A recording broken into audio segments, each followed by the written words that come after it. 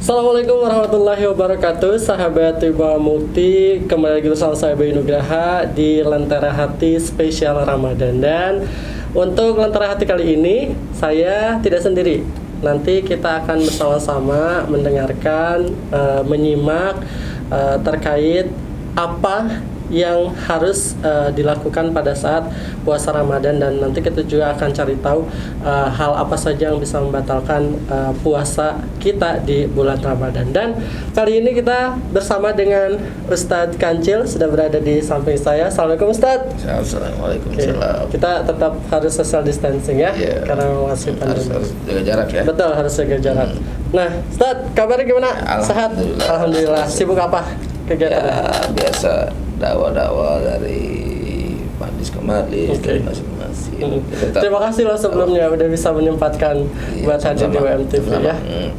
Nah, Pak Ustadz, sebelum kita bahas syarat dan rukun puasa atau yang membatalkan puasa, kenapa sih umat Muslim tuh diwajibkan berpuasa di bulan Ramadan? Dan kenapa juga harus bulan Ramadan? Gitu ya. Pertanyaan yang menarik. Kenapa sih orang Muslim itu diwajibkan untuk berpuasa? Jadi gini, ketika Allah Subhanahu Wa Taala itu menciptakan manusia fi ahsani taqwim, jadi manusia itu diciptakan oleh Allah fi ahsani taqwim dalam keadaan yang perfeksionis dibandingkan makhluk-makhluk yang lainnya. Kita tahu bahwasanya hewan itu diciptakan oleh Allah tidak mempunyai akal, tapi mempunyai hawa nafsu. Kemudian makhluk yang namanya malaikat juga mempunyai akal, tetapi tidak mempunyai nafsu. Nah, kedua yang manusia ini, kata Allah ketika hendak menciptakan manusia, Allah, aku akan menjadikan satu khalifah ya di atas muka bumi, yaitu manusia. Dan manusia ini diciptakan oleh Allah dalam keadaan perfeksionis, artinya mempunyai akal dan mempunyai nafsu gitu. Ketika Allah menciptakan manusia, itu yang pertama Allah ciptakan itu akal. Ya, ditancapkanlah, kalau sekarang itu chip ya, di dalam tubuh itu chip, ditanamkan chip.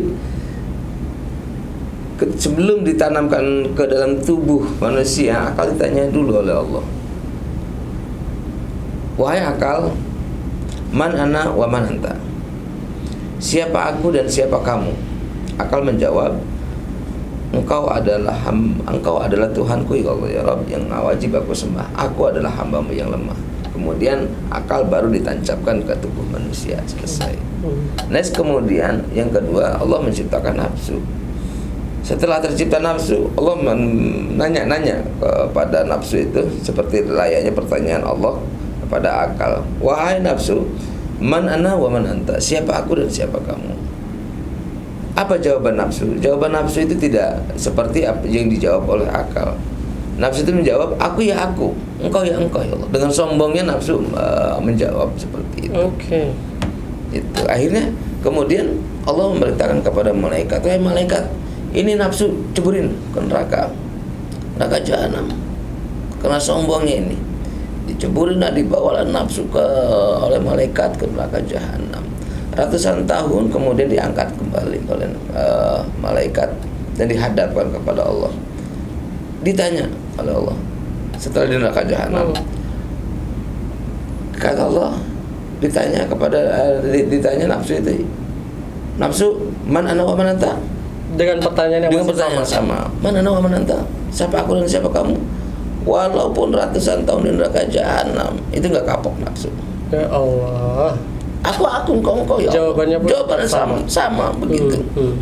Oke, kalau gitu malaikat sini, bawa ini nafsu ke neraka. Neraka mana ya Allah? Neraka itu macam-macam.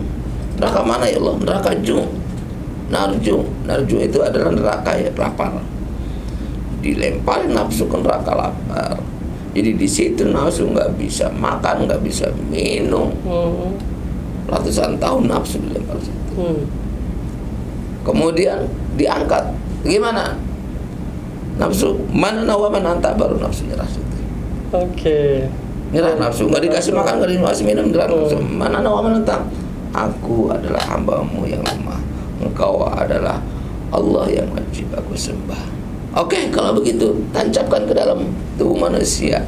Karena dari situlah Allah Subhanahu wa taala memerintahkan kepada manusia, kutiba alaikumusiyam, wajib manusia itu 1 tahun untuk berpuasa. Tidak hanya orang muslim, dia tidak hanya umat Rasulullah. Kamu kutiba alal ladzina min qablikum, sama seperti halnya jauh sebelumnya Nabi Adam sampai sekarang pun diwajibkan untuk berpuasa. Dalam rangka apa? Dalam rangka untuk controlling nafsu yang ada dalam tubuh manusia. Wajib puasa dalam 1 tahun, 1 bulan kalau Rasulullah umat Rasul yang kita ini 1 bulan di dalam bulan Ramadan ini. Nah, kalau kenapa harus di bulan Ramadan, Pak Ustadz? Ada kisahnya nggak? Ya, kenapa di bulan Ramadan? Karena di bulan Ramadan itu artinya adalah membakar panas, ya. Artinya Ramadan itu panas, karenanya di bulan Ramadan ini kalau kemarin itu yang namanya hilal ya, bulan Sya'ban, bulan Ramadan. Nah, makanya di bulan Ramadan ini kita untuk diwajibkan berpuasa. Ramadan itu artinya panas gitu. Makanya beda. Kalau puasa wajib dengan puasa sunnah itu beda awalnya. Gitu. Malah bawaan lebih, walaupun bareng-bareng puasa wajib bareng-bareng nih semuanya. Tapi akan beda. Tapi beda awalnya. Beda ketika kita puasa sunnah Senin Kamis, walaupun banyak kan orang nggak puasa, tapi kita puasa sendiri rasanya enak aja, enteng aja. Tapi kalau bulan Ramadan itu bawaannya luar biasa. Padahal bareng-bareng ya. Iya, padahal bareng-bareng semua berpuasa itu. gitu. Kadang-kadang emosional itu malah lebih kita teruji. Ya, betul. Ramadan itu. Nah, baik sahabat Ibu Mukti, tadi sedikit penjelasan soal kenapa umat muslim harus berpuasa dan asal-usul dari puasa tersendiri itu tadi sudah dijelaskan sama Ustadz Kancil. Nah, Pak Ustadz, sekarang kalau syarat dan rukun puasa, syarat dan rukun puasa itu apa aja, Pak Ustadz? Ya, di dalam ibadah itu tidak hanya kita seperti syarat dan ketentuan itu harus ada. Supaya ibadah itu bernilai menjadi pahala, maka syarat dan rukun itu harus kita lalui. Gitu. Sama seperti halnya kita kalau di biasanya itu kita mau melamar pekerjaan ya, syarat dan ketentuan ada itu lah syarat dan ketentuan ya berlaku itu. Dan pun sama di dalam ibadah. Untuk mencapai supaya ibadah kita mendapatkan pahala, maka hukum itu menentukan syarat kemudian dan rukunnya itu. Syarat puasa ya, jadi harus dipahami apa yang dinamakan dengan syarat, apa yang dinamakan dengan rukun. Ya, mau syarat, rukun. Apa yang dinamakan dengan syarat, apa yang dinamakan rukun? Yang dinamakan dengan syarat adalah mafil kharij, sesuatu yang ada di luar. Tetapi tanpa itu maka tidak akan menjadi satu maka tidak akan menjadi satu pekerjaan. Maka akan tidak terwujud sesuatu itu kalau tanpa ada syarat. Gitu. Jadi sesuatu yang eksternal, paham ya? Seperti gini, saya kasih contoh begini. Syarat untuk membuat rumah lah. Syarat untuk membuat rumah itu ada, yang pertama harus ada uang. Kemudian yang kedua ya harus ada bahan bangunannya. Yang ketiga tukang. Nah, itu syarat ya. Ada lahannya juga, itu syarat ya. Tidak akan terbangun rumah kalau tanpa ada syarat itu. Ada tukangnya, ada materialnya, ada tanahnya, ada bahan materialnya. Tetapi kayak tukang itu tidak masuk ke dalamnya, itu faktor eksternal semua. Kalau udah selesai ya sudah gitu. Ya. Itu yang dinamakan dengan syarat. Kalau syarat itu sebelum pelaksanaan harus sudah ada. Ya kan? Iya, betul. Sebelum dibuat rumah harus sudah ada, udah lengkap semua nih, udah ready gitu kan. Udah ready semua. Itu dinamakan dengan syarat. Nah, kemudian rukun. Nah, ini dinamakan rukun. Bisa dikatakan rumah itu apabila ada lahan, ya, ada pintu. Ada pintu, ada jendela. Ada atap, ada dinding. Nah, itu dinding, jendela, atap itu namanya rukun. Oke. Ya. Rukun ya. Untuk membuat rukun itu maka harus yang pertama ada syarat pun di dalam hukum Islam begitu. Sebelum kita berpuasa ini bernilai, maka syarat di dalam berpuasa itu adalah yang pertama tentunya Islam. Muslim gitu. Muslim akil. Muslim akil apa sih Islam, terus berakal, terus jadi kalau orang gila gimana ya tidak wajib. Kalau bukan orang Islam, ya tidak wajib juga. Yang pertama Islam dulu. Bagaimana kalau seumpamanya Pak Ustadz, saya punya apa sih ada apa sih anaknya teman saya itu, maksudnya saya punya anak kemudian temennya itu non muslim kemudian suka mau main gitu, atau kita punya teman kita non muslim suka main sama kita gitu kan, kemudian ketika kita sholat dia ikut sholat, ketika dia puasa dia ikut puasa, gimana itu ya tidak salah. Karena kenapa? Memang karena belum Islam, belum muslim gitu, jadi sia-sia aja. Kemudian yang ketiga itu wa naqau min nahwin haidin, jadi bersih ya dari haid, dari nifas dan segala macamnya. Ya itu ada syarat. Yang pertama adalah berakal, kemudian yang pertama muslim berakal, kemudian bersih daripada haid gitu ya. Oke, berarti nah itu tadi dia sahabat Wibawa Mukti, syarat untuk berpuasa yaitu beragama Islam atau muslim, terus juga berakal dan juga bersih dari segala najis. Iya. Nah, Pak Ustadz, aku mau bahas soal bersihnya dulu nih. Bersih dari segala najis. Kalau misalkan kita maksudnya yang perempuan lagi haid, berarti dia tidak bisa ikut. Terus nifas. Ibu hamil ya, ibu hamil nggak apa-apa. Nggak apa-apa ya? Nggak apa-apa selagi tidak membahayakan akan kandungan, nggak apa-apa. Tapi kalau misalkan membahayakan kandungannya ya.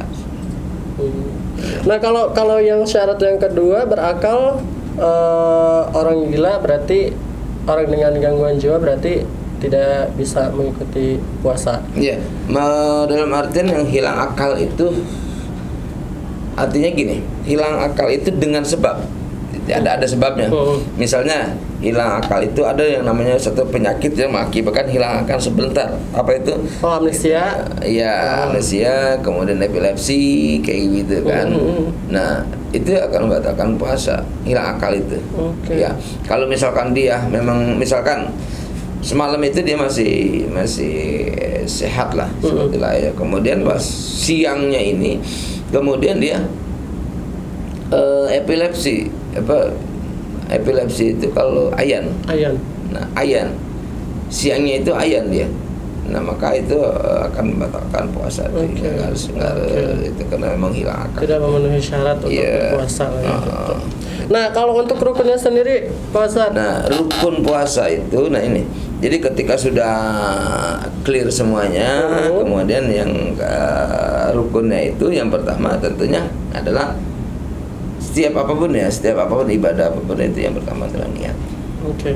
Niat, dan niat itu apa yang dinamakan dengan niat? Niat itu adalah muqtarinatan fa'li, sesuatu yang harus dibarengi dengan kerjaan. Itu dinamakan niat. Jadi ada niat, ada ajam, ada nazar. Nah, beda-beda itu. Ajam itu apa? Ajam itu adalah cita-cita. Ajam itu adalah cita-cita. Ajam tuh. Ya. Apa sih kalau cita-cita itu apa? Keinginan itu. Kemudian ada nazar. Nazar itu sesuatu yang kita laksanakan apabila kita mendapatkan sesuatu. Seperti gini, kalau misalkan aku nikah sama dia, aku bernazar akan puasa 3 hari. Itu nazar kan. Jadi harus wajib itu dilaksanakan. Kalau misalkan pas kemudian berjodoh, kemudian wajib kita harus berpuasa melaksanakan nazar itu. Nah, niat ini harus dibarengi dengan kerjaan. Niat. Sekarang saya tanya, Bayu, niat nggak untuk haji? Niat ada pasti. Itu namanya bukan niat. Itu berarti niat mau berangkat haji. Kalau niat naik haji. Niat naik haji. Niat mau naik haji. Yang namanya mau berangkat haji itunya masih jauh tuh. Oh, Masih jauh. Ketika kita niat mau berangkat haji itu bawa uang, kemudian simpen di bank, kemudian ada untuk Oke, haji, itu namanya niat. itu baru niat ya. Nah, niat haji beda lagi nanti niat haji. Kalau niat haji mah nanti ketika nanti pas pelaksanaan haji itu namanya niat. Oh, ya. Berarti yang namanya niat harus dibarengi dengan Kerjaan. pekerjaannya atau harus dibarengi dengan ya apa yang akan kamu lakukan kalau sudah berniat gitu. Iya, jadi ketika kita niat salat Allah muqtarinatan bi fa'li. Jadi dibarengi dengan kerjaan Allah. Dalam arti kan saya niat salat duhur, saya niat salat asar Allah. Dan itu sambil dikerjakan. Ya, nah niat puasa ini dikerjakannya, dilafalkan, sunnah dilafalkan ya. Kalau misalnya di dalam hati ini fi kullil lail. Jadi di semua di setiap malam. Makanya setiap habis tarawih kan itu suka ada nawaitu, pasti ada nawaitu. Saumago dinanadai fala saya Ramadan di sana seperti itu dilafalkan. Nah, bagaimana kalau misalkan tidak tarawih? Berarti memang ya setelah kita buka beres ya harus cepat diingatkan keluarga kita. Niat atau pas lagi sahur niatnya harus ada yang mengingatkan. Karena kalau tidak ada niat maka tidak akan sah dia puasanya gitu. Tapi kalau misalkan gini Pak Ustadz, niatnya tuh pas kita udah selesai buka puasa, udah salat tarawih kan itu ada niat dulu kan sebelum doa terakhir.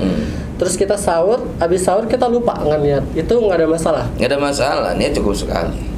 Cukup sekali, nanti pas itu ya habis sahur ya nggak apa-apa kalau karena udah niat gitu. Karenanya untuk menjaga-jaga supaya kita lupa untuk niat di awal itu, biasanya di awal Ramadan itu suka ada bacaan nawaitu shauma ghadin anada ifal syahr Ramadan hadhihi sanati, pakai adalah kalimat hadhihi sanati, artinya ini tahun.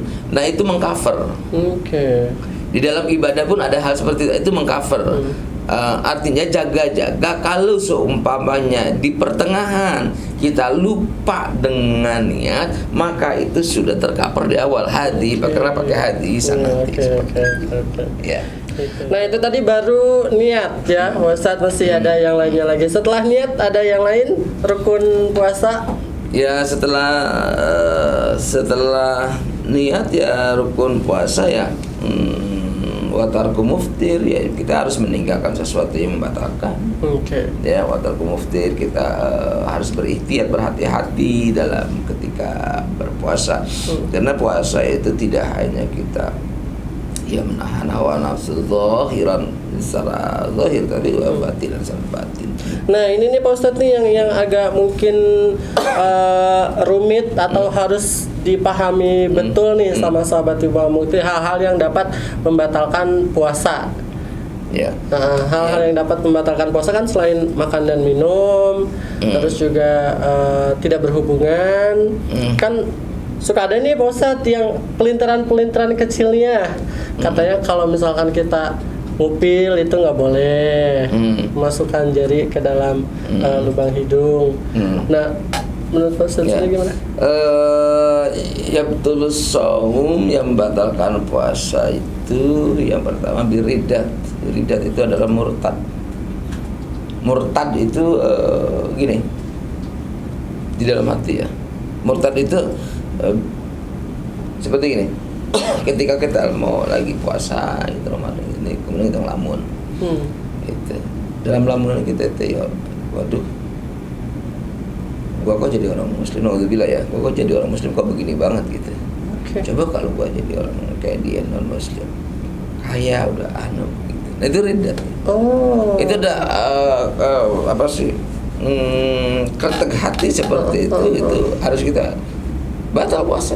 Karena tidak meyakini dengan keislaman, dengan akidah dia riddat itu. Biarpun itu terucapnya di dalam hati gitu. Dalam hati, memang dalam hati ketek hati itu, maka harus bersyahadat la asyhadu alla ilaha istighfar, kemudian bersyahadat itu. Jadi tidak meyakini dengan akidah, dengan keislamannya, gitu-gitu goyang. Gitu, itu namanya riddat. Atau riddat itu murtad, itu awas nih, hati-hati ya. mengkafirkan seseorang itu akan senjata makan Tuhan, atau memurtadkan seseorang. Misalkan si A itu dia marah-marah mencak-mencak kepada si B, kafir lu, murtad. Nah itu ketika menjas seseorang itu kafir, ketika menjas seseorang itu murtad, nanti hal itu akan berbalik senjata makan Tuhan apabila yang dituduhkan itu tidak benar. Itu juga sudah termasuk ke dalam murtad. Dan itu akan bisa membatalkan puasa dalam kondisi kita sedang berpuasa. Ternyata Gitu. bukan hal sepele, maksudnya hal kecil seperti itu pun bisa dapat menjadikan kita murtad ya Ustaz ya. Gitu. Nah, yang membatalkan puasa murtad. Terus kan pasti ada bagian-bagiannya ya, maksudnya ada tingkatannya, ada makruh, ada sunnah. Nah, untuk yang makruh dan sunnah sendiri apa tuh Pak Ustadz? Yang membatalkan yang menjadikan puasa kita tuh makruh, sunnah gitu. Yang ya makruh itu ya kita menjalankan hal yang dibenci, sunnah itu yang kita membaca Al-Quran, beribadah terus beribadah, karena berlipat ganda ketika kita melaksanakan ibadah apapun. Dan kemudian yang membatalkan puasa juga kan ketika di pertengahan itu haid seorang wanita, di pas tengah-tengah kemudian keluar darah haid gitu ya, walaupun darahnya sedikit, maka itu akan membatalkan puasa juga gitu. Kemudian di nifas itu kan darah yang keluar ketika wiladah itu apa, melahirkan gitu. Kemudian yang membatalkan puasa itu juga masuknya sesuatu ke dalam lubang. Ke dalam lubang ya. Masuknya sesuatu ke dalam lubang itu ya, ada kuping, hidung, ada mulut, kemudian dubur dan kubur. Itu yang dapat membatalkan puasa. Nah, aku lupa nih, menarik soal yang murtad tadi nih, Pak Ustadz. Si A ini udah murtad nih karena mengucap dalam hatinya, kenapa gua nggak gini gitu. Dia otomatis sudah batal puasa, tidak bisa dilanjutkan lagi. Dari awal sampai dia mengucap dalam hati itu udah gugur, udah batal. Tetapi ini harus dipahami nih ya. Tetapi orang yang tidak berpuasa, bukan berarti dia dengan seenaknya makan dan minum di haya umum, di tempat umum. Itu double loh. Ini yang banyak terjadi seperti ini. Sudah tidak berpuasa, kemudian makan dan minum sembarangan di tempat umum, itu jadi double dosanya tuh. Dosanya itu tidak menghormati bulan Ramadan. Ya, karena ada satu kisah. Ketika seorang non muslim punya anak ketika di bulan puasa itu. Nah, ketika anaknya itu si non muslim ini ya, anaknya itu makan dan minum di tempat umum, digebukin anaknya sama bapaknya itu. Orang bertanya, loh itu kenapa kok dia ngebukin anaknya sampai anaknya begitu digebukin, kenapa? Saya marahin begitu, kenapa? Dia bertanya, ini bulan Ramadan, kita harus hormati bulan suci umat Islam. Itu sampai segitunya, sampai ketika dia meninggal dan ada tetangganya bermimpi. Mimpinya tetangganya itu isinya bahwasanya si non muslim itu ada di surga. Alangkah kagetnya dia. Kemudian dalam mimpi itu bertanya, kenapa ente dalam surga, bukankah ente ada non muslim? Dia menjawab bahwasanya ketika habis ngebukin anaknya itu, kemudian tidak lama dia masuk muslim, dan setelah dia masuk muslim kemudian bertobat, kemudian meninggal. Subhanallah, ya luar biasa, karena mengagungkan bulan Ramadan. Non muslim pun mengagungkan, artinya menghormati bulan Ramadan. Lah kita, apalagi kita yang muslim, ya. Walaupun ibu-ibu di rumah, saya lagi halangan dia makan dan minum, nah itu kan yang jangan begitu. Jadi kita harus juga mengumpet-ngumpet kan, menghormati orang yang sedang berpuasa itu. Itu namanya toleransi ya. Orang non muslim aja bisa bertoleransi, masa kita yang muslim tidak bisa bertoleransi ya. Nah, Pak Ustadz, ada lagi nih pertanyaan dari netizen. Kalau misalkan kita berenang itu bisa membatalkan puasa atau makruh nggak, Ustadz? Iya. Berenang ya. Itu berenang itu ya nggak sesungguhnya yang di apa sih yang dimakruhkan ya, yang dilarang, bukan dilarang, jadi menjaga-jaga gitu ya. Harusnya tidak dilakukan. Harusnya ya? tidak dilakukan karena memang kita ihtiyat, hati-hati jangan sampai nanti kuping apa sih masuk ke dalam telinga kan air itu, maka itu harus dicegah gitu, karena kecuali ke dalam keadaan terpaksa. Ketika kita terpaksa itu ketika kita jalan di pinggir kali kemudian kecebur kan, gitu begitu, atau kita dilemparin ke dalam kolam renang pas itu itu terpaksa kan. Itu terpaksa. Gitu. Tapi kalau disengaja ya lebih baik tidak dilakukan lah ya. Iya, jangan dilakukan. Lebih baik jangan dilakukan. Terus ada lagi nih Pak Ustadz nih, pertanyaan dari netizen. Pada saat berpuasa, gusi itu berdarah. Nah, itu hukumnya apa? Gusi berdarah dalam keadaan puasa, makanya kembali lagi ketika kita mau melaksanakan ibadah ini kan memang harus kehati-hatian ya, jangan sampai di pertengahan jalan kita sudah menahan lapar hawa nafsu, menahan lapar dan menahan hawa nafsu kemudian bisa membatalkan.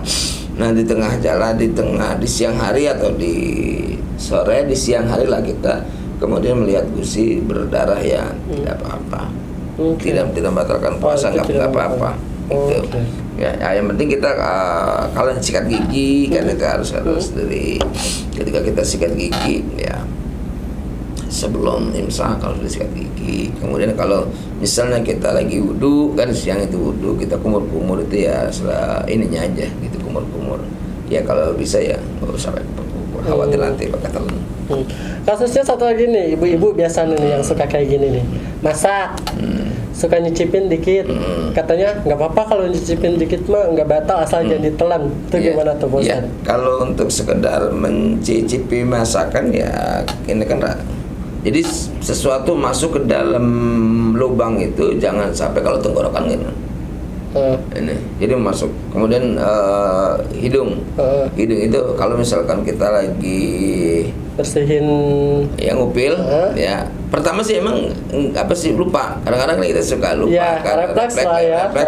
Tapi kemudian setelah kita ingat lagi puasa ya harus kita lepas, tetapi udah kita kemudian lagi puasa kita terusin bantah sama lagi kuping apa sih di ini bersihin telinga kuping, ya? Kan kita lupa nih sesuatu, kalau lupa dihampura dimaafkan. Pas lagi tengah-tengah lagi enaknya, waduh puasa, ya sudah kita lepas. Tapi pas kita lagi udah ingat kemudian diterusin ya batal puasa karena memasukkan terlalu dalam ya, seperti swab. Nah itu harus dihindari. Kalau swab itu bisa membatalkan puasa, swab karena memasukkan di mesin kesini kan swab. Kemudian juga harus maka hindari itu maka karena akan membatalkan puasa, kecuali kalau vaksin.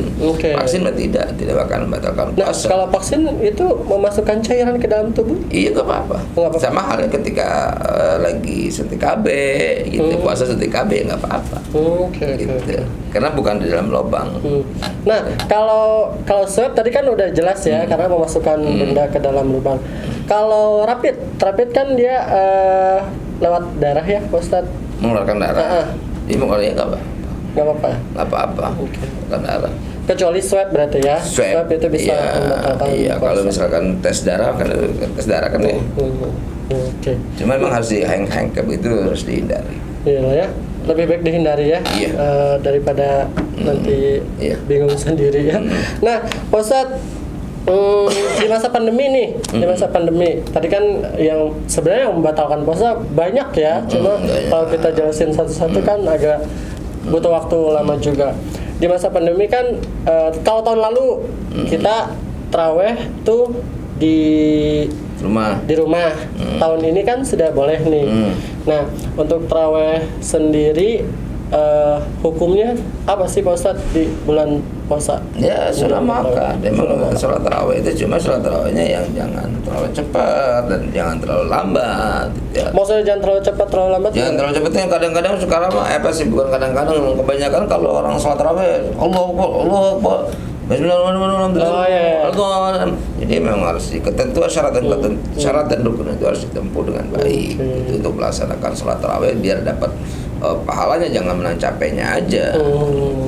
Nah, soal posisi yang berjarak itu nggak ada masalah Pak Ustadz? Ya harusnya memang saf atau barisan itu harus rapat. Ketika ada seperti ini ya berjarak yang itu selagi itu antara satu dengan antara imam dan makmum ini tidak terhalang dengan apapun. Misalkan dinding, misalkan ini imam, di kamar ini imam, di kamar sebelah makmum, maka tidak boleh. Gitu. Selagi masih ada jarak, selagi masih ada ini ya nggak apa-apa. Nah Pak Ustadz, untuk keistimewaan sholat tarawih sendiri di bulan Ramadan apa sih? Itu ada penjelasannya dari awal sampai akhir. Itu dari malam pertama, di malam sampai ke 30 itu fadilahnya, fadilah keutamaan sholat tarawih itu luar biasa sekali. Dalam kitab Duratul Nasi ini dijelaskan. Jadi masing-masing malam itu ada keutamaannya. Hari pertama? Nah itu nanti ada pembahasan lagi dari pertama sampai 30 harus ada pembahasan lagi. Siapa tahu nanti kita akan berlanjut.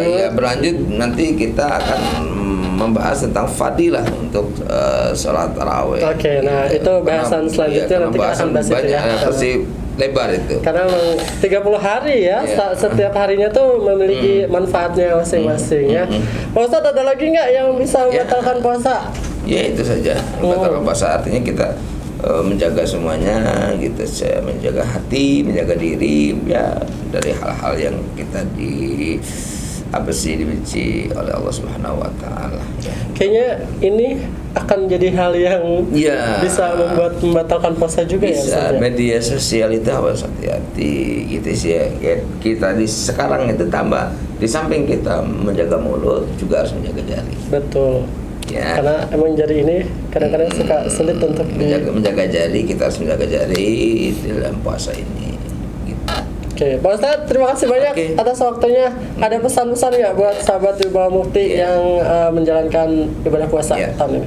Buat sahabat Mukti dimanapun berada dalam Ramadan ini, dalam keadaan pandemi, tetap jaga kesehatan dan terus kita berpuasa, karena dengan berpuasa Allah akan memberikan kesehatan buat kita.